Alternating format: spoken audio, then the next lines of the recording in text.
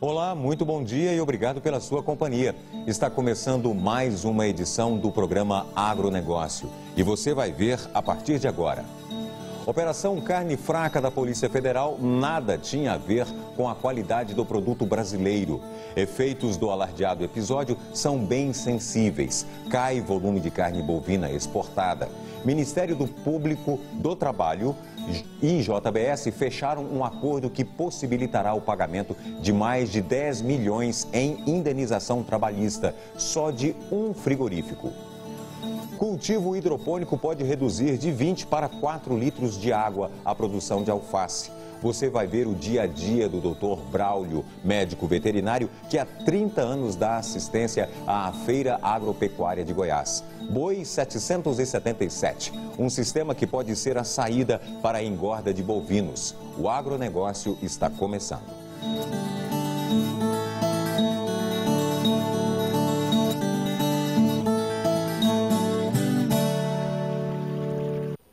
Levantamento realizado pelo Ministério da Agricultura, junto à SECEX, mostram que, a despeito de todos os esforços ainda em andamento dos setores público e privado para demonstrar ao mercado externo que o desfecho da operação da Polícia Federal, divulgada em março passado, nada tinha a ver com a qualidade do produto brasileiro, os efeitos do alardeado episódio são bem sensíveis, como se deduz dos dados de exportação de carnes abaixo.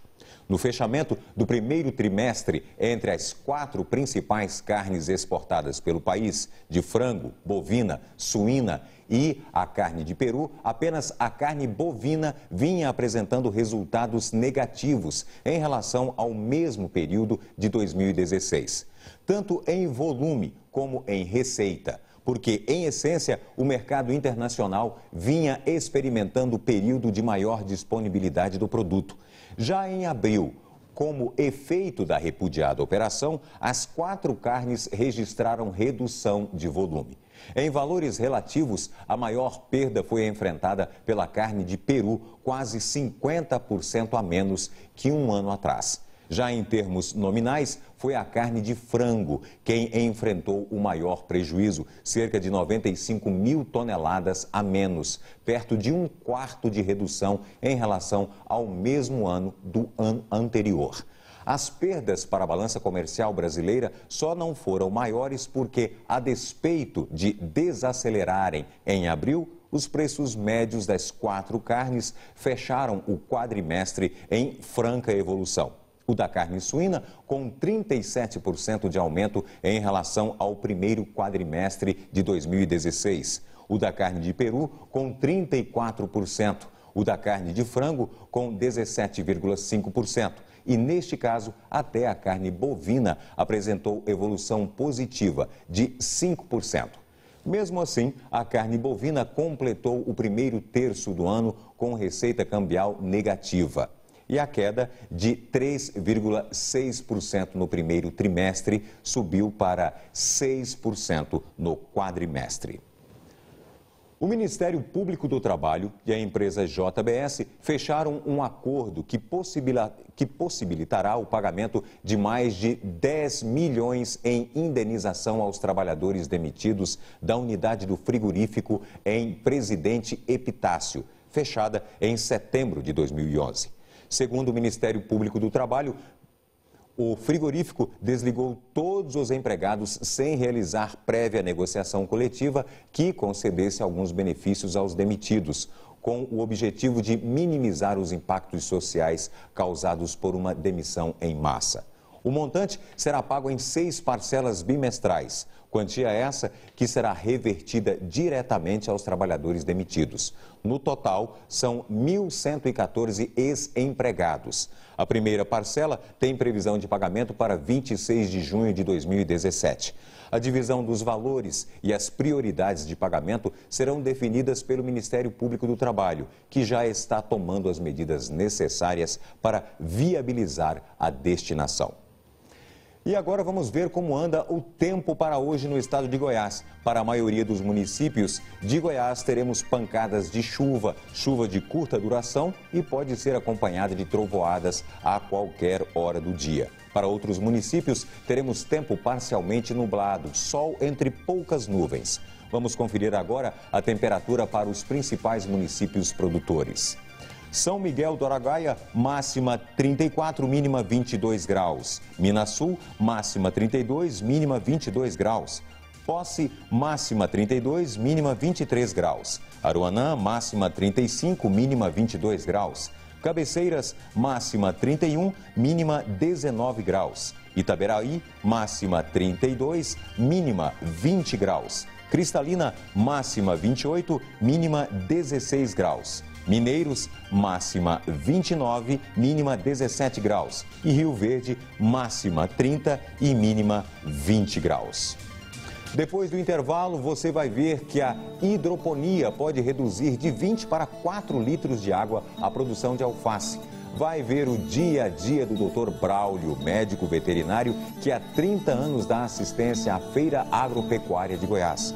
Boi 777, um sistema que pode ser a saída para a engorda de bovinos. Nós voltamos já.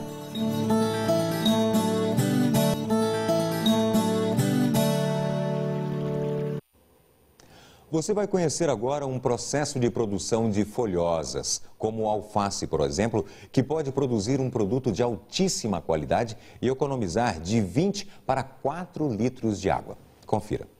Sim, hoje é uma das técnicas de vanguarda do sistema de cultivo de hortaliças, onde você pode trabalhar tanto folhas e frutos, num sistema onde você tem um uso muito menor de insumos, como a água, os próprios nutrientes e a racionalidade da mão de obra, né? Para se ter uma ideia, eu consigo produzir um pé de alface no sistema hidropônico com apenas 4 litros de água, eu consigo fechar o ciclo dela. Enquanto se eu colocar essa planta no solo, eu vou gastar muitas vezes mais água do que nessa situação, né? Então, o sistema assim, ele tende a ser muito racional no uso dos insumos. Na hidroponia, eu minimizo todos esses riscos. Quimicamente, eu tiro a planta do solo, então eu vou minimizar doenças.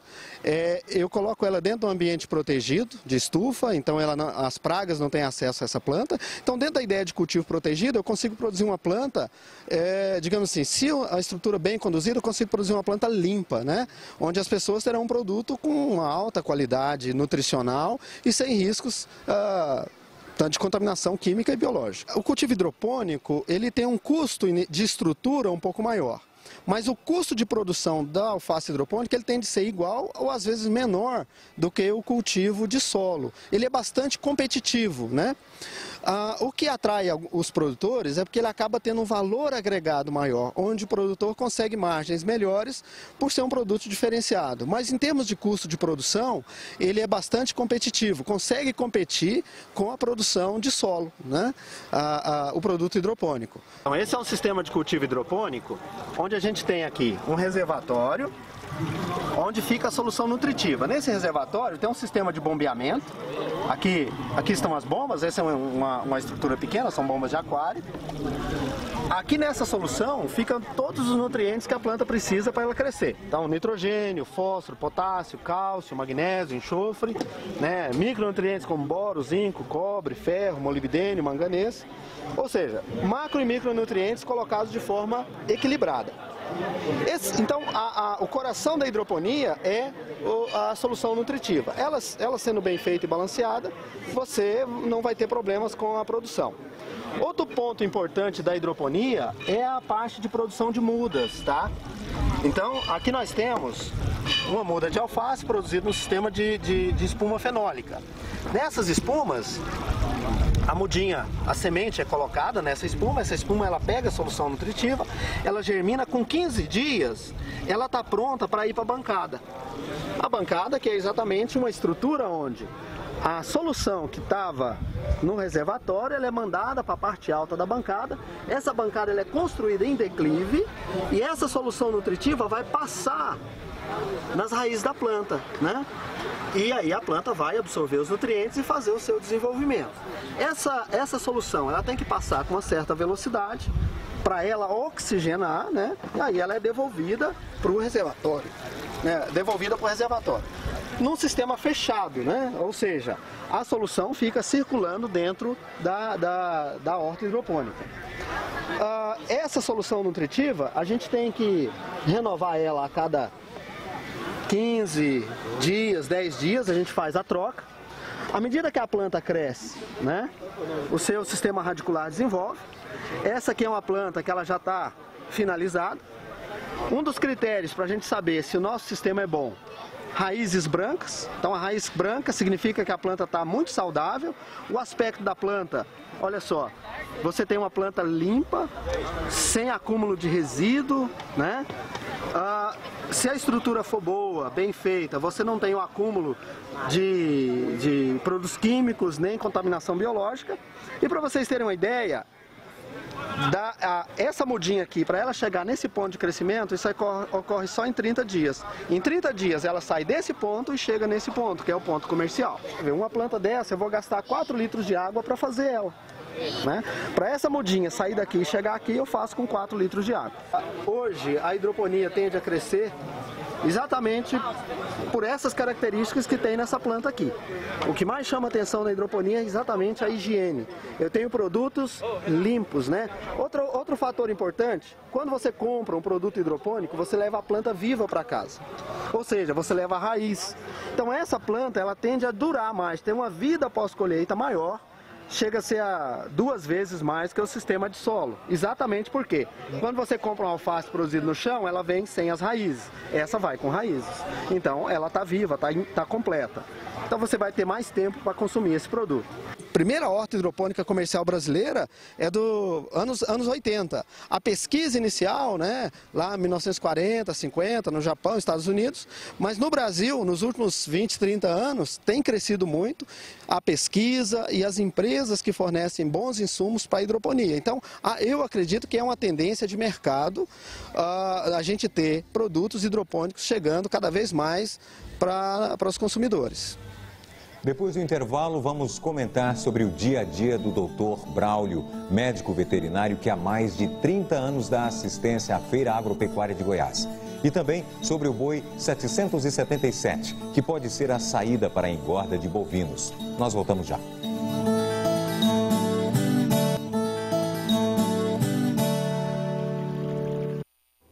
Durante a Feira Agropecuária de Goiás, que terminou recentemente, conversamos com o Dr. Braulio, médico veterinário que há 30 anos presta assistência médica aos animais que ali ficam expostos. E olha, que é muito trabalho e por vezes muito complicado. Confira com a gente. Para quem olha para esse animal, percebe que ele não está bem. Sinais de algo errado com sua saúde são evidentes. O que foi que aconteceu com essa potrinha aqui de vocês? Essa potrinha, no dia que a gente chegamos de viagem, a gente botamos ela na palha de arroz, para ela ficar deitada, ela foi comer a palha. Aí passou mal com dor de barriga, a gente chegaram no veterinário hoje, levaram ela lá, eles medicaram ela já está passando bem já. Quer dizer que agora está fora de perigo? Agora está fora de perigo, ela está sempre 100%. Um outro problema aconteceu com essa fêmea Nelore. Ela pariu de madrugada e pela manhã a bezerrinha amanheceu morta. Aí a vaca foi parir ontem, pariu de madrugada. Até agora de manhã cedo nós fomos ver, o bezerrinho tinha morrido. Aí tá fazendo um tratamento para a vaca. Fazendo um exame obstétrico para ver a extensão da dilaceração que houve na região da divisão da vagina com a vulva. Porque o colo não estava aberto o suficiente para passar o bezerro. E o bezerro foi tracionado. Então houve traumatismo aqui na região muscular da divisão vulva-vagina. Muita hemorragia, laceração de parede, presença de bastante sangue, coágulo. A gente vai precisar fazer um tratamento conservador aqui ou às vezes fazer uma sutura interna. Essa outra fêmea, da raça Tabapuã, apresenta um problema sério. Ela tem um leve sangramento vaginal.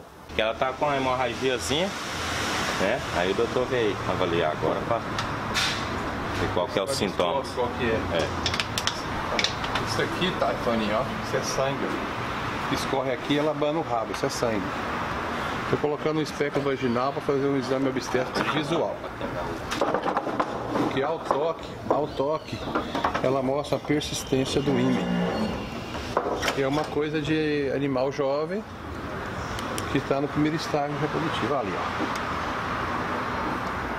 ó. Essa vaca tem uma hemorragia vaginal devido à presença do ímen.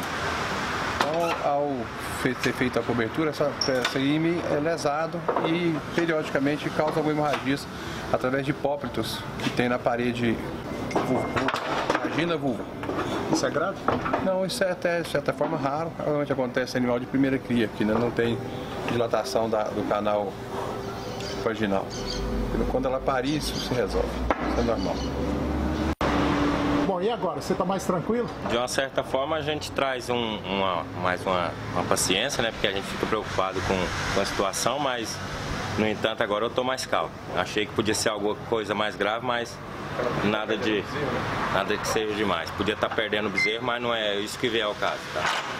Resolver os vários problemas que acometem os animais, principalmente em se tratando de animais que participam de feiras agropecuárias, que são animais claros, é preciso muito conhecimento e uma equipe muito bem preparada. E esse é o caso do Dr. Braulio, médico veterinário conceituado em nível nacional, e é ele quem dá assistência técnica no Parque Agropecuário de Goiânia. E tudo que ele precisa para assistência a campo está dentro dessa caminhonete. Toninho, nós iniciamos nosso trabalho a pedido da diretoria muitos anos atrás. Esse ano, esse mês de maio, nós estamos completando 30 anos de assistência veterinária dentro do Parque Exposição, nas duas exposições que acontecem aqui durante o ano, em maio e outubro. Qual foi, assim, o caso que mais te marcou aqui no parque? São infinitos casos que marcam a gente, porque toda vez que o animal tem uma injúria, um problema que nós precisamos resolver, é sempre uma aventura. Mas tivemos casos interessantes aqui de partos duplos, de animais gêmeos. Precisamos intervir e fazer o parto de 2 bezerros. Retiramos um e, em sequência, se tiver uma grata surpresa, teria mais um para ser retirado. E procedemos o parto e, com sucesso, os dois filhotes ficaram vivos. Com a introdução da inseminação artificial, a FIV e o melhoramento genético desses animais, deu assim uma complicada nos problemas que esses animais apresentam desses últimos 30 anos? Sim, deu. É sabido que os bezerros gerados através da fecundação in vitro são bezerros normalmente pós-maturo. Eles vêm com um tamanho um pouco mais avantajado do que o que seria normal. E requer muitas vezes o auxílio ao parto, quer dizer, um auxílio obstétrico, onde nós temos que manipular esse bezerro, manipular a parturiente, para poder criar condições que esse bezerro nasça com vida e com perspectiva de se desenvolver. Os cuidados são gerais. Você tem que trabalhar sempre na parte preventiva da coisa.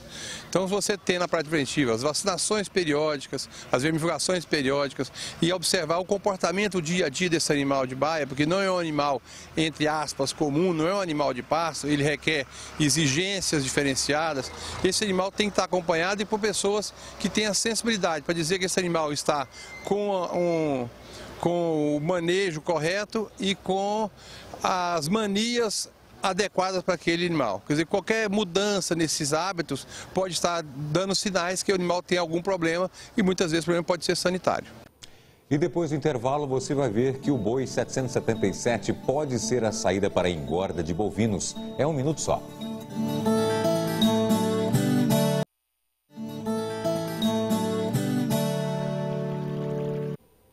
O pesquisador do APTA, Agência Paulista de Tecnologia dos Agronegócios, Dr. Flávio Dutra, fala em um tema muito interessante, que é o boi 777. Um manejo que pode gerar pontos positivos aos produtores de carne bovina. Confira com a gente. Bem, eu acho que a penetração no Brasil aí do que nós chamamos de sistema 777 cresceu muito, né, de 2015 para cá. Na realidade, o sistema ele estabelece metas aí de produção e é isso que o pecuarista precisa ter dentro da fazenda, né? Estabelecer uma meta para cria, uma meta para recria, uma meta para engorda. É isso que a gente tem discutido aí e nesse sistema de produção. Fala-se muito em rendimento de carcaça, 50%, 52%, 54%.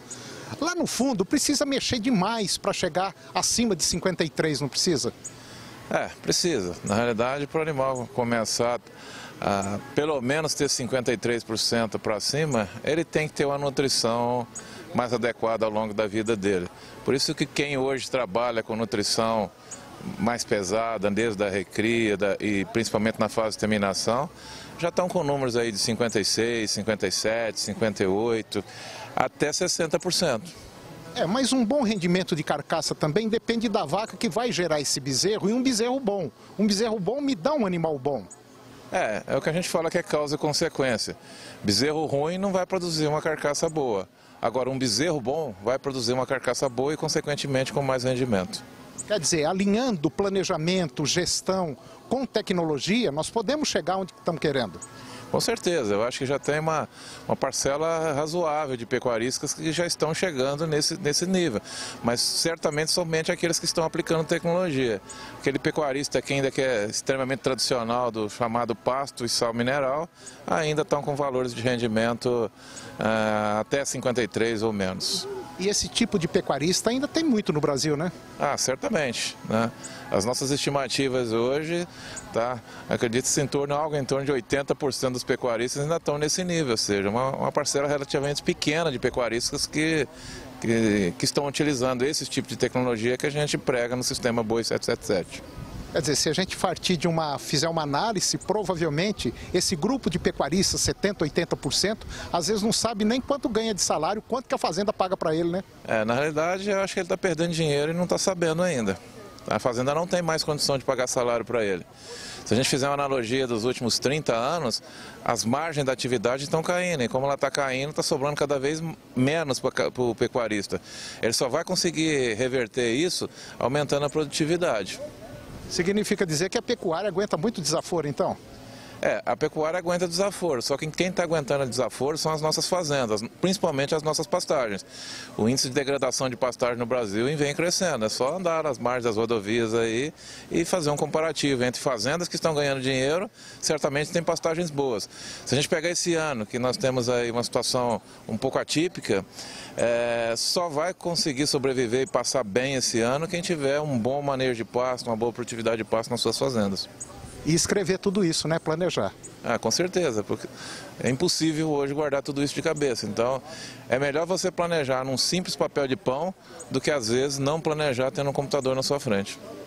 E o programa de hoje chegou ao fim e terminamos com a seguinte mensagem. Não é o mais forte nem o mais inteligente que sobrevive, mas o que melhor se adapta às mudanças. Uma ótima semana para vocês.